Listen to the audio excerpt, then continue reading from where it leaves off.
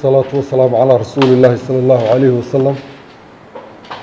gudoomiyaha komishanka qaranka, gudoomiye ku-xigeenka, xubnaha komishanka, xildhibaanada guddiga joogtada iyo anshaxa ee golaha wakiilada, saxaafadda, howlwadanada guddida, dhammaan waxaan idinku salaamayaa salaanta islaamka. assalaamu calaykum waraxmatullaahi tacaala wabarakaatu. salaan kadib maanta waxaan halkan idinku yeedhnay guddoomiye kolley inaan bal iska xog wareysano hawshii aadka u cuslayd, miisaanka badnayd ee aada qarankan usoo fuliseen ee doorashadii isa saarnayd ee madaxtooyada iyo xisbiyada. kolley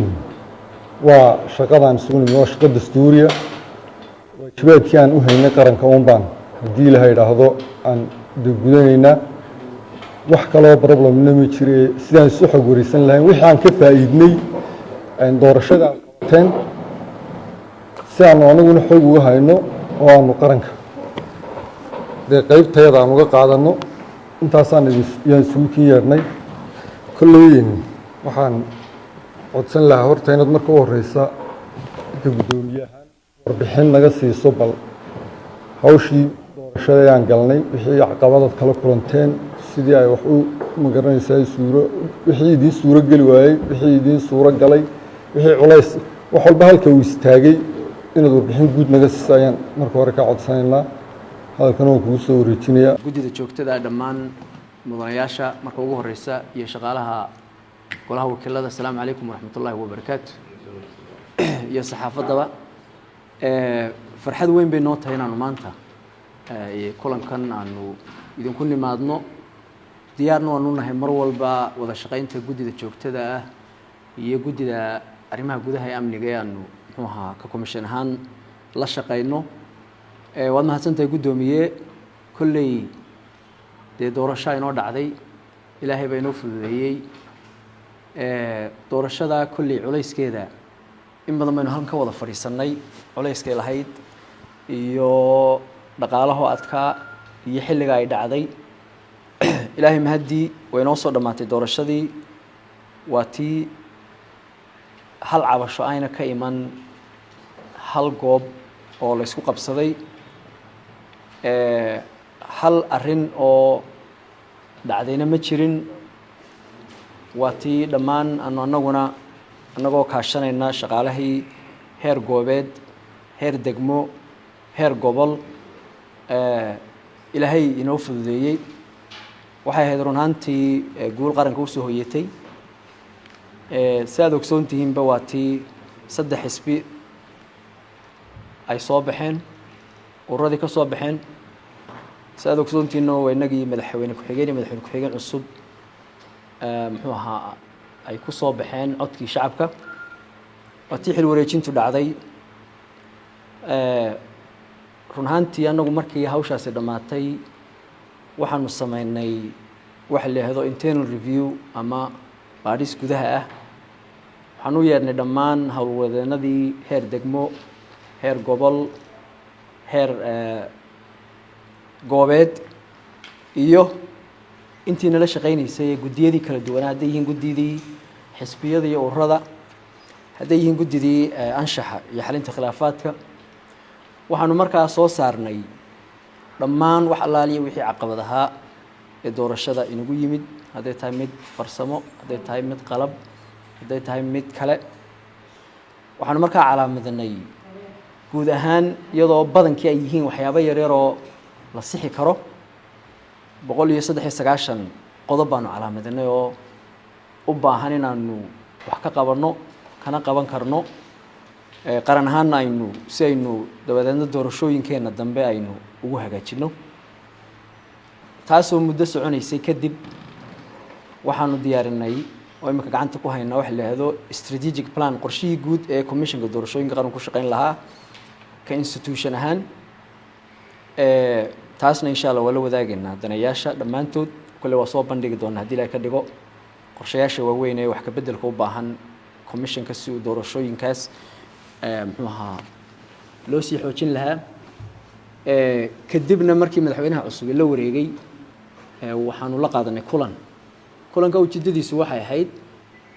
maadaama sida sharciga ahayd doorashadii golaha wakiiladii golaha baarlamaanku ay ka hadhay muddo 14 bilood si marka loo eego de waa waqti sanad iyo 2 bilood laakiin marka la eego farsamo ahaan waa waqti runaantii de ciriiriya oo u baahan inaanu imaka hawshiisa farsamo ahaan aanu bilowno madaxweynaha waanu la kulannay madaxweynuhu wuxuu ku ballan qaaday in doorashadaasi waqtigeedii ay ku dhacayso annaguna markaa inaanu diyaarinno qorshayaashii ay diiwaangelintu ugu horeyso diiwaangelintu qaabkay noqonayso xilligay bilaabmayso waxyaabihii carqaladihii diiwaangelinihii la soo samayn jiray aynu aragnay saynu wax uga bedeli karno qorshayaashaas ayaanu annagu markaa ku hawlanayn waxaa kaloo jirtay doorashooyinkeenna doorashadii u dambeysay aynu qabanno boqolkiiba dhowr iyo 70